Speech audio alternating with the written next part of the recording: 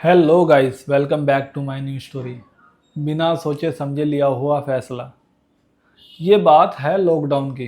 Lockdown में जब घर से किसी को निकलने नहीं दिया जा रहा था, तब एक चूड़ी वाला आया था हमारी गली में। मतलब कि कह लो कि वो कैसे बच बुचा के आया, मतलब कि पुलिस वालों से किस डर से वो निकल के आया घर से बाहर, मुझे नहीं पता। पर वो चूड़ी बेचने के लिए आया हुआ था। चूड़ी बेचने के लिए हमारी गली के अंदर पहुंच गया वो। अब होता है ना यार, लेडीज़ से हमारी मम्मी हो गई या मेरी वाइफ हो गई, चूड़ी पसंद करने के लिए उन्होंने रोक लिया।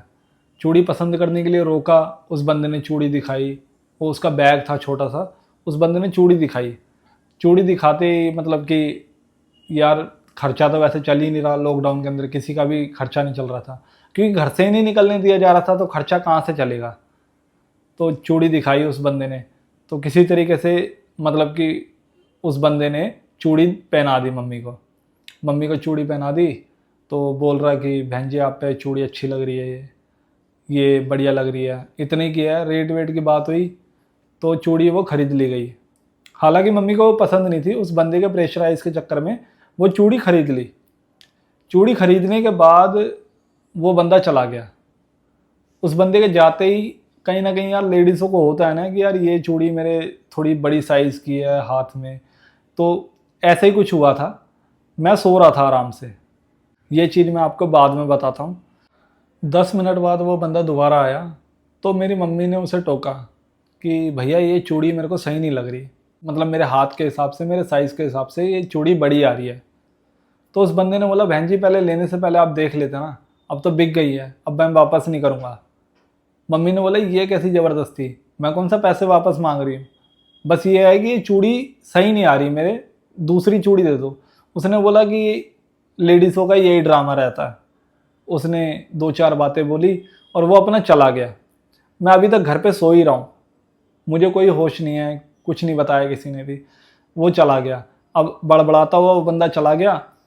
करीब 150 मीटर गया होगा वो। 150 मीटर जाने के बाद कुछ उल्टा सीधा उसने बोला। मेरा छोटा भाई था, मेरे ताऊ का लड़का, वो उसके पीछे पीछे चला गया।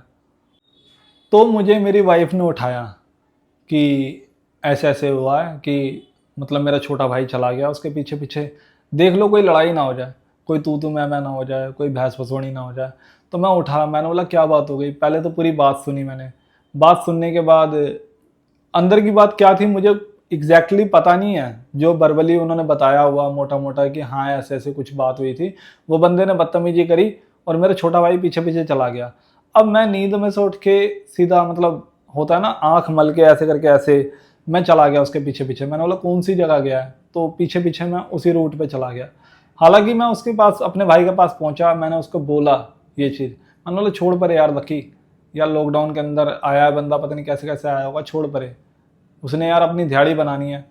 तो उसने बोला कि नहीं यार ये बदतमीजी करके गया है, मतलब कि होता है ना यार कि मम्मी के सामने कुछ उल्टा बोल गया, तो ये बदतमीजी करके गया, मैं इससे पूछूंगा जरूर।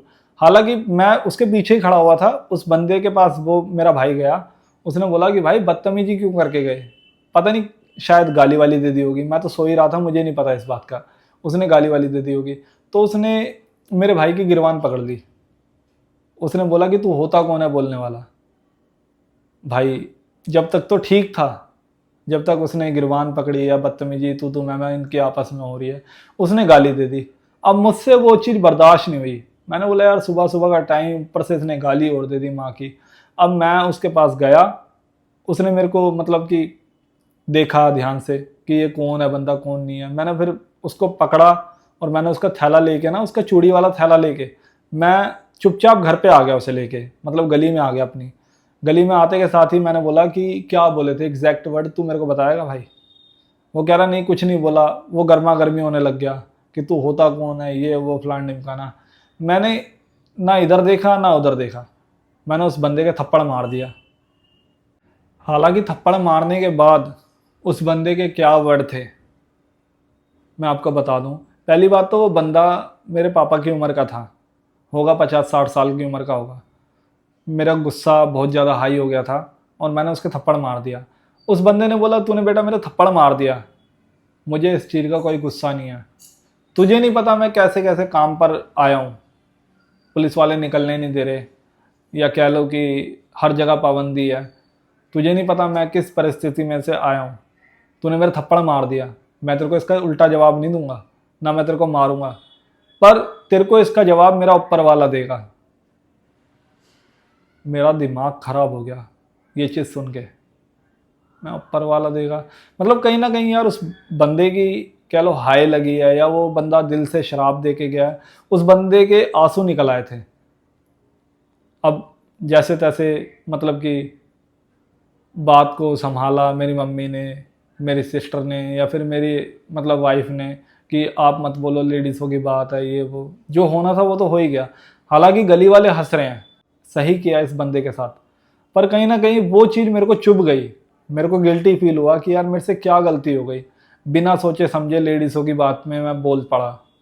रात को पापा आए तो उन्होंने यही बात बोली कि बेटा तूने मार तो दिया, तूने सोचा एक बार भी उसके बच्चे मतलब कि कैसे कैसे मतलब वो बंदा सरवाइव कर रहा होगा, उसके बच्चे क्या खा रहे होंगे क्या नहीं खा रहे होंगे, हैं उस पर पैसे होंगे नहीं होंगे। उसने तो अपनी फ्रस्ट्रेशन निकाल दी जो थी उसके दिल में, और तूने उसके थप्पड़ मार दिया।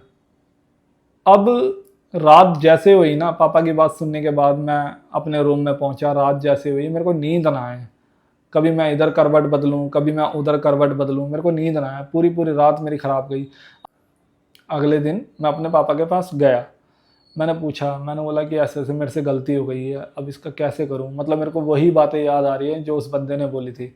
पापा ने मेरे बताया इसका कोई सोल्यूशन नहीं है, बस ये है कि वो बंदा कहीं पे भी मिले तो उससे ये मत देख कि पब्लिक तेरे सामने खड़ी है या फिर कोई तेरे सामने कोई बड़ा खड़ा है, उस बंदे के पैरों में गिर जा, उससे माफ़ी मांग कि तुझसे गलती हुई है। और बच्चों के लिए 1000-500 जो भी तेरे से पैसा बन पाए तो उनके लिए दे, कि भाई साहब मुझसे गलती हुई है और मुझे माफ़ करो, दिल से मतलब माफ़ करो, मुझे पता नहीं था पूरी बात का और मैंने थप्पड़ मार दिया। हालांकि मैंने उस बंदे को ना हर जगह ढूंढा, मिला नहीं। एक दिन ढूंढा, 2 दिन ढूंढा, 3 दिन ढूंढा। ये बात 2020 की है, आज इस बात को 6-7 साल होने को आ गए, 6 साल होने को आ गए हैं, पर वो बंदा नहीं मिला। मेरे ख्याल से 2026 भी ख़त्म होने वाला है, 2027 चल पड़ेगा। मैं उस बंदे से माफ़ी मांगने के लिए अभी तक उस बंदे को ढूंढ रहा हूँ, वो बंदा मिला नहीं मेरे को। पता नहीं यार घर जाके उसने खाना खाया होगा नहीं खाया होगा, पता नहीं उसने अपनी वाइफ से सही मुंह से बात करी होगी या फिर अपने बच्चों से बात करी होगी। मेरी एक गलती की वजह से वो शायद अंदर ही अंदर बंदा घुट रहा होगा उस समय जो मेरे से गलती हुई थी। पूरी पब्लिक हंस रही है, गली मोहल्ले के अंदर बदनामी हो गई इस बंदे की। वो दोबारा इस गली के अंदर क्या, ये सी ब्लॉक के अंदर, संगम विहार के अंदर वो दिखाई नहीं कहीं पे भी। ये मेरी सबसे बड़ी गलती थी और मैं आज तक भी माफ़ी मांगता हूँ कि वो बंदा दिखाई नहीं दिया मुझे। हालांकि अगर मेरे को वो बंदा दोबारा मिलेगा तो मैं उसके सामने माफ़ी मांगूंगा, मुझे कोई परवाह नहीं कि इतनी सारी पब्लिक देख रही है। जो मेरे से गलती हुई है उसका प्रायश्चित करूंगा, पर मुझे नहीं लगता वो बंदा दोबारा यहाँ पे आएगा। बिना सोचे समझे लिया हुआ फैसला ये मेरे पे पड़ गया भारी, या कह लो उसने मेरे को हाय दी या मेरे को श्राप दिया। अभी तो यहाँ पे सब कुछ सही चल रहा है, मेरे मरने के बाद शायद मुझे ऊपर हिसाब देना पड़ेगा। शायद मैं वहाँ पर ये बात नहीं रख पाऊँगा, जल्दबाजी कह लो, गुस्सा कह लो, गर्म खून कह लो। बाद में मैंने बहुत चीज़ें सोची कि यार मेरी भी छोटी सी लड़की है, अगर मैं कमाने जाता तब भी मैं यही करता, या सामने वाला बंदा मेरे थप्पड़ मार देता तब कैसा रिएक्शन होता मेरा। बहुत सारी चीज़ें हैं, गलती तो हो गई ना, और यार मैं हूँ भी तो इंसान ना, गलती इंसान से ही होती है। आज नहीं तो कल, 1 साल बाद, 2 साल बाद, 3 साल बाद, 10 साल बाद, कभी भी वो ये बंदा अगर वीडियो देखेगा तो मैं दिल से उससे माफ़ी मांगता हूँ। मेरे से जो गलती हुई दोबारा किसी से भी ना हो। मुझे नहीं पता वो बंदा किस परिस्थिति में था, कैसे सिचुएशन में था। उस बंदे ने मतलब कि उसको ये लगा होगा कि यार लॉकडाउन के हिसाब से मेरा घर का खर्चा नहीं चल पाएगा। कहीं ना कहीं वो बंदा कमाने निकला था, और यही मेरी सबसे बड़ी गलती थी, बिना सोचे समझे जो मैंने ले लिया फ़ैसला। ये खाली मेरी बात नहीं है, ये उन्हीं सभी भाइयों की बात है जो बिना सोचे समझे जल्दबाजी में फ़ैसला ले लेते हैं। पर यार मेरे से तो चलो गलती हो गई, मैंने एक्सेप्ट भी किया इस वीडियो के थ्रू। पर कहीं ना कहीं यार सोचना समझना चाहिए इस बात को कि हम सच में सही कर रहे हैं।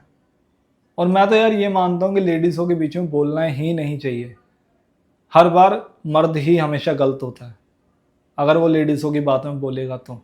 मिलते हैं अपनी अगली स्टोरी में। लाइक शेयर सब्सक्राइब ज़रूर करें।